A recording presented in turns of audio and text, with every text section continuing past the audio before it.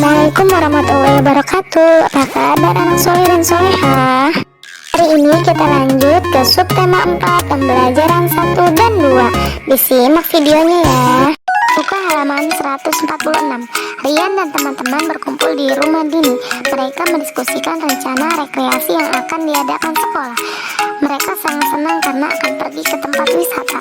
Rian menceritakan pengalamannya pergi ke tempat wisata. Rian dan keluarganya berasal dari Sumatera Barat. Mereka pernah ke tempat wisata di Sumatera Utara. Nama tempatnya yaitu Danau Toba. Danau Toba adalah danau terbesar di Indonesia. Banyak cerita tentang Danau Toba. Salah satunya adalah ikan yang berubah menjadi putri. Rian menceritakan kisah tersebut pada teman-temannya. Disimak ceritanya ya. Dahulu kala hiduplah pemuda miskin, yatim piatu bernama Toba. Pekerjaannya adalah berladang, dan terkadang dia suka pergi memancing ikan di sungai dekat rumahnya.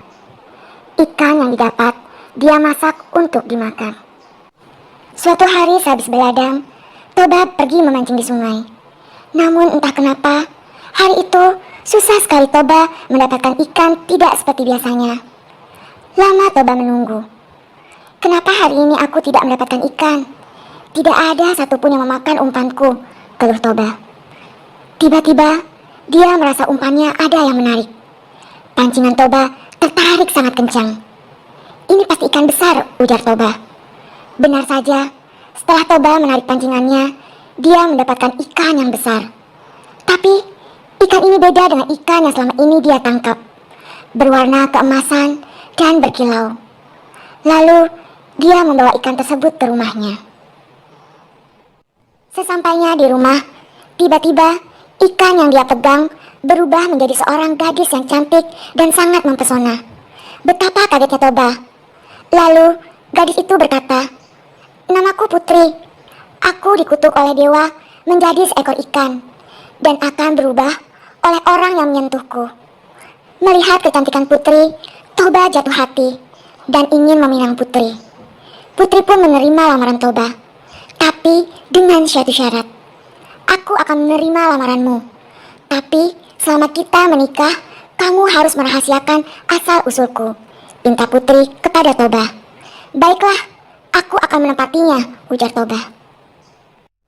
Mereka pun hidup berbahagia, hingga akhirnya mereka pun dikaruniai seorang anak laki-laki bernama Samosir. Suatu pagi ibunya meminta Samosir untuk pergi ke ladang, membawa makanan untuk ayahnya.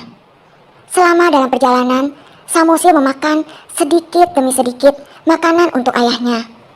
Sesampainya di ladang, dia berikan makanan itu kepada ayahnya. Betapa kagetnya Toba melihat makanan yang dibawa anaknya tinggal sisa-sisa. Dengan marahnya, Toba berkata, "Dasar kau anak keturunan ikan." Mendengar itu, Samosir kembali pulang sambil menangis. Ibunya kaget melihat anak kesayangannya pulang. "Kenapa kamu pulang sambil menangis, anakku sayang?" Lalu, Samosir menceritakan kemarahan sang ayah. "Ibu, ayah berkata kalau aku adalah anak keturunan seekor ikan." Mendengar itu, ibunya sangat bersedih. Mengetahui suaminya tidak dapat menepati janjinya untuk menjaga rahasia selama ini. Lalu, dia pun meminta Samosir pergi ke bukit yang tinggi. Setelah dia melihat anaknya berada cukup tinggi, dia pun masuk ke dalam sungai dan berubah kembali menjadi seekor ikan. Dan air sungai itu berubah menjadi danau yang besar. Lanjut halaman 156, Sarang Semut. Suatu hari matahari bersinar sangat cerah. Kancil sedang asik makan dedaunan segar. Namun tiba-tiba ia mendengar suara semut menangis. Kancil pun mendekatinya. "Semut kecil, mengapa kau menangis?" tanya Kancil.